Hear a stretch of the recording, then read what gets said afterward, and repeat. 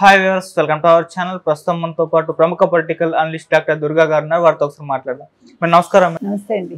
Madam, Chandrababu Naidu గారు and Revanth Reddy గారు ఇద్దరు కూడా భేటీ అవ్వడం చూసాం కదా. అయితే ఈ భేటీకి డిప్యూటీ సీఎం పవన్ కళ్యాణ్ గారు ఎందుకు హాజరవ్వలేదు అని చెప్పేసి ఒక క్వశ్చన్ రైజ్ అవుతుంది. అంటే అక్కడ బట్టి విక్రమార్క గారు డిప్యూటీ సీఎం ఆయన హాజరయ్యారు, మరి పవన్ కళ్యాణ్ గారిని ఎందుకు తీసుకెళ్లేదు బాబు గారు అని చెప్పేసి చాలా మంది ప్రశ్నిస్తున్నారు.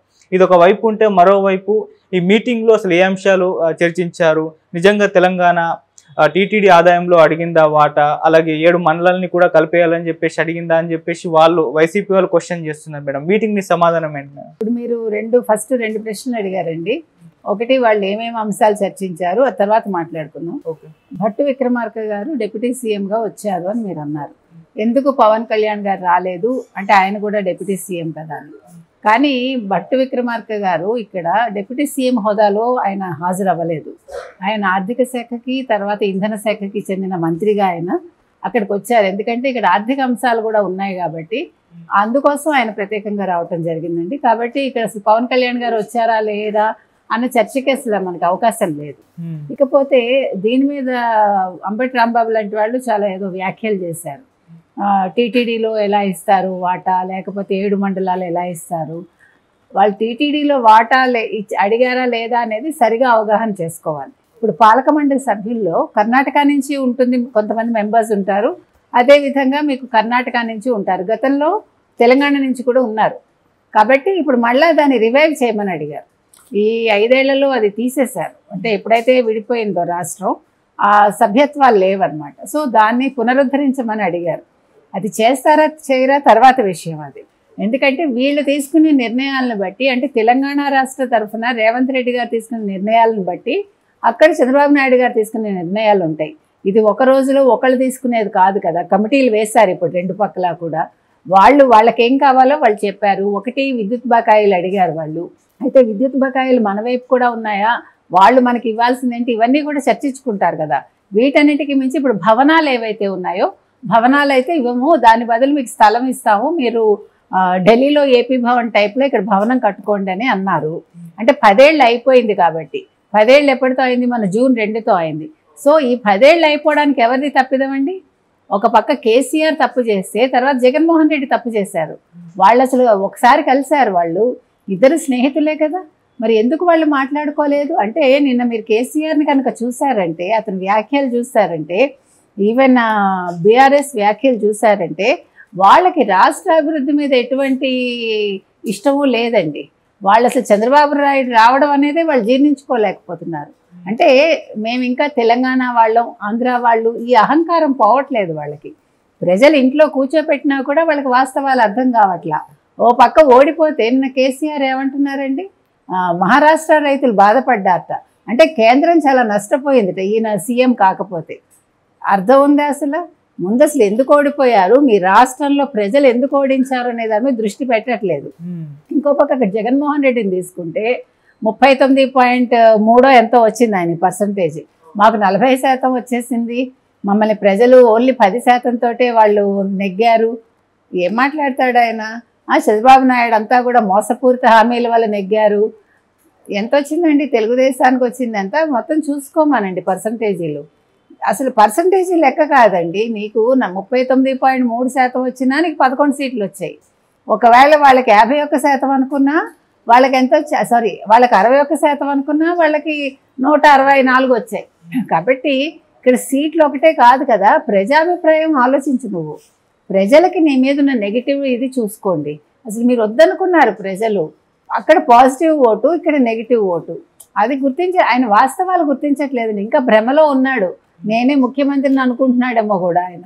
ఇంకొకటి అండి, అసలు ఇప్పుడు నిన్న ఇలాగ ఇద్దరు రాష్ట్ర ముఖ్యమంత్రులు కలుసుకుంటున్నప్పుడు, అంతకు ముందు కానీ కలుసుకోవటానికి ముందు కలుసుకోవటానికి తర్వాత వైసీపీ తరఫున ఒక మాజీ ముఖ్యమంత్రిగా ఆయన ప్రతిపక్ష హోదా అడిగాడు కదా. అసలు ప్రతిపక్ష హోదా అడిగే హక్కు ఆయనకి లేదు, నెంబర్ 1. నెంబర్ 2, ప్రతిపక్ష హోదా ఉన్నా లేకపోయినా ఒక మాజీ ముఖ్యమంత్రిగా ఆయన ఏం చేయాలండి? ఇగో మీరు కలుసుకుంటున్నారు, చాలా సంతోషం, ఇవి చర్చించండి, నేను చేయలేకపోయాను అని ఒప్పుకోవాలండి. లేదు, ఈ అంశాల మీద మీరు ఒక నిర్ణయం తీసుకుంటే బాగుంటుంది, 2 రాష్ట్రాల ప్రజలకి అది ఆమోదదాయకంగా ఉండాలి, సంతోషిస్తారని చెప్పాలా? అసలు అవేమీ లేకుండా కూర్చుని ఆయన వెళ్ళి అక్కడేమో మొన్న అదేంటది పిన్నెల్లిని పరామర్శిస్తాడా, అక్కడ ఫ్లెక్సీలటండి. ఈయనకేమో స్వాగతం పలుకుతా అంటే ఒక నేరస్తుడిని ఈయన చూడ్డానికి వెళ్తే అక్కడ వచ్చి వాళ్ళు ఫ్లెక్సీలు పెట్టుకుంటారా? అదేమన్నా పెద్ద గొప్ప సంబరం? అది ఏమన్నా స్వాతంత్ర సమరయోధుడు ఆయన?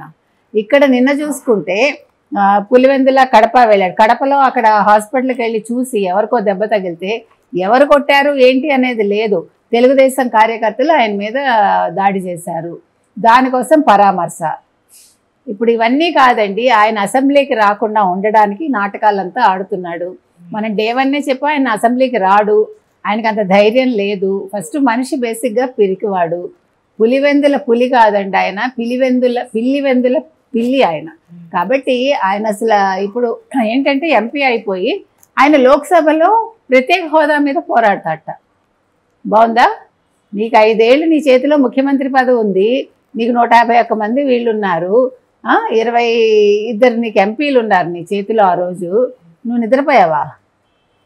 అంటే నువ్వు అక్కడికి వెళ్ళి సిబిఐ కేసులు ఎట్లా మాఫీ చేసుకోవాలి, ఎలా నిధులు తెచ్చుకుని వాటిని పక్కకు మళ్లించుకోవాలి, వీటి మీదే దృష్టి పెట్టాడు ఆయన. కాబట్టి వీళ్ళెవరికి మాట్లాడే అర్హత లేదండి. అంబటి రాంబాబుకి అంతకంటా లేదు. అసలు అంబటి రాంబాబుకి పాపం పోలవరం అంటేనే తెలియదు, ఆయనే చెప్పాడు కదా, నాకు అర్థం కాలేదన్నాడు. అర్థం కాని మంత్రులతోటి మనం ఎందుకు ఏం మాట్లాడతామండి? వాళ్ళ వ్యాఖ్యలకు కూడా మనం సమాధానం ఇవ్వక్కల్లా. కాకపోతే ఏంటంటే ఇక్కడ ఇంకా చాలా అంశాలు ఉన్నాయండి. యూనివర్సిటీలు విభజన జరగాలి. ఏది తెలుగు యూనివర్సిటీ ఉంది, తెలుగు యూనివర్సిటీకి చాలా ఆస్తులు ఉన్నాయి, అక్కడి నుంచి రావాల్సినవి అంటే ఆంధ్రప్రదేశ్కి చాలా ఉన్నాయి, అవన్నీ చూసుకోవాలండి. ఇంకో పక్క ఇంకా మిగతా భవనాలు ఏమేమిటి ఉన్నాయి, తర్వాత రెవెన్యూకి సంబంధించి వీటికి సంబంధించి రకరకాల శాఖల్లో ఆంధ్రప్రదేశ్ వాటాల గురించి తేల్చుకోవాలండి. ఇది ఒక రోజుతో తేలదు చెప్పాలంటే.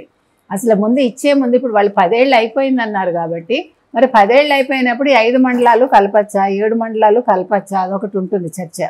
తర్వాత ఆస్తులు ఇవ్వము అన్నప్పుడు మరి అది కూడా ఎట్లా ఇస్తారు అంటే ఇది ప్రజలు అడుగుతున్నారు, మీరు నేను అడగలేదు. సోషల్ మీడియాలో కూడా మీరు చూసారంటే దీని మీద భిన్నాభిప్రాయాలు వ్యక్తం అవుతున్నాయి. తర్వాత తిరుమలలో మనం ఎందుకు ఇవ్వాలి వాటా, ఎందుకంటే 10 ఏళ్ళు అయిపోయినప్పుడు వాళ్ళు అది కూడా అడగకూడదు కదా అనేది అందరూ అంటే వ్యక్తపరుస్తున్న అభిప్రాయాలు చెప్తున్నాం మనం. మనకి ఇండివిజువల్గా మనకేం లేదు, ఎందుకంటే రాష్ట్ర ప్రభుత్వాలు ఏ రకంగా నిర్ణయాలు తీసుకుంటే అవి నడుస్తాయండి అంతే. కాబట్టి ఏది ఏమైనా కూడా ఇరు రాష్ట్రాలు కలిశారు, బాగుందండి ముఖ్యమంత్రులు. అంటే ఒక స్నేహపూరిత వాతావరణం అనేది మనకు కనిపిస్తోంది. అంటే తెలుగు వాళ్ళు ఒకటి అనేది ఒకటి వాళ్ళు తెలియజెప్పారు. నిన్నటి వరకు వాళ్ళు వేరు మేం వేరు అనుకుంటూ విడదీసి రాజకీయాలు చేద్దామని చూశారు. వీళ్ళు కాదు, మనం కలిసి ఉందాము, కలిసికట్టుగా పనిచేద్దామని అంటున్నారు. ఇవి ఎంతవరకు అవుతాయి, చర్చలు ఎంతవరకు సఫలమవుతాయి మనకు తెలియదండి. It will take time. కాకపోతే ఇరు రాష్ట్రాలు కమిటీలు వేసుకున్నాయి కాబట్టి ఈ కమిటీలు ఏమైనా విధి విధానాలు ఖరారు చేస్తే బాగుంటుంది. 2 రాష్ట్రాలకి కూడా న్యాయం జరగాలండి ఏ రకంగా చూసుకున్నా కూడా. అంటే మేడం ఇప్పుడు కలిసికట్టుగా పని చేయాలన్నారు కదా, ఇది బీఆర్ఎస్కి చాలా ప్లస్ పాయింట్ అని చాలా మంది అంటున్నారు మేడం. అంటే చంద్రబాబు నాయుడు గారు తెలంగాణ రావడం, తెలంగాణలో పార్టీ కూడా బలోపేతం చేయడానికి ప్రయత్నాలు చేయడం, ఇది బీఆర్ఎస్ తెలంగాణ సెంటిమెంట్ని మరోసారి రగిలించడానికి వాళ్ళకు ఒక అవకాశం, దీన్ని అలసుగా తీసుకొని కాంగ్రెస్ ప్రభుత్వాన్ని గద్దెదించే అవకాశం ఉంది వాళ్ళు తెలంగాణ వాదాన్ని రెచ్చగొట్టడానికి అని చెప్పేసి అంటున్నారు. మీరేం చెప్తారు మేడం దీనికి? అసలు బీఆర్ఎస్ లేకపోతే ఇంకా తెలంగాణ వాదం ఎక్కడి నుంచి వస్తుందండి? ఇవాళ కూడా ఒక ఎమ్మెల్యే వెళ్ళిపోతున్నాడు, మీరు చూసారు కదా, కలిసాడు ఆల్రెడీ. కాబట్టి అసలు ఎంతమంది ఉన్నారు ఇప్పుడు ఆయన చేతిలో? 30-11. ఎంతసేపు లాక్కుంటాడు? ఇప్పుడు మీరు వెళ్ళిపోతానంటే ఆపలేడు కదా, ఏమిచ్చి ఆపుతాడు వాళ్ళని, ఏం చూపిస్తాడు? ఇప్పుడు వాళ్ళకి ఏదైనా ఒక భ్రమ కల్పించడానికి కూడా అక్కడ ఏమీ లేదు. ఇప్పుడు ఈయన పరిస్థితి ఈయనకు అర్థం కాకుండా ఉంది. నిజంగా ఈయన మీద కేసులు పెట్టదలుచుకుంటే ఈ పార్టీకి అయిపోయేది. రేవంత్ ఏమన్నారు, కేసీఆర్ మీద మేము చర్యలు ఉండవు అన్నారు. అంటే పెట్టడం పెద్ద విషయం కాదండి, కానీ దాన్ని మళ్ళీ వీళ్ళు ఎన్కరేజ్ చేసుకుంటారు. ఎవరు? బీఆర్ఎస్ వాళ్ళు. కేటీఆర్ మీద అయితే కేసులు ఉంటాయండి. ఇప్పుడు ఫోన్ ట్యాపింగ్ అయితే ఉంది, మనం ఆల్రెడీ చెప్పుకున్నాము. ఇప్పుడు నిజంగా హరీష్ రావు వెళ్ళిపోతే హరీష్ రావుతో 10-15 మంది వెళ్ళరా, కనీసం 20 మంది వెళ్ళిపోతారు బీజేపీలోకి. కాబట్టి ఇంక పార్టీ ఏముంటుందండి? 10 మంది ఉంటే అక్కడ 10 మంది, ఇక్కడ 10 మంది, అందులోంచి ఎంతమందిని ఎంతసేపు లాక్కుంటారు? కాబట్టి తెలంగాణ వాదం అనేది ఒట్టిపోయిన గేదె లాంటిదండి. అది ఇంకా తెలంగాణ వాదం ఏముంది అసలు మనకి ఎందుకు? మీరు తెలంగాణ వాదం పేరు చెప్పుకుని కోట్లు దండుకున్నారు, లక్షల కోట్లు సంపాదించుకున్నారు, ప్రజలకేమీ చేయలేదు. తెలంగాణ వాళ్ళు అది గుర్తించారు. మీరు ఆటో వాళ్ళతో మాట్లాడండి, వాళ్ళు చెప్తారు వాళ్ళకి తెలంగాణ కావాలో వద్దు. ఎవరో వద్దు, ఆటో డ్రైవర్లు, ట్యాక్సీ డ్రైవర్లు, ఈ ఫుడ్ అమ్ముకునే వాళ్ళు, వాళ్ళని అడగండి. వాళ్ళు చెప్తారు అసలు విడిపోవడం అనేది ఇష్టం లేదని.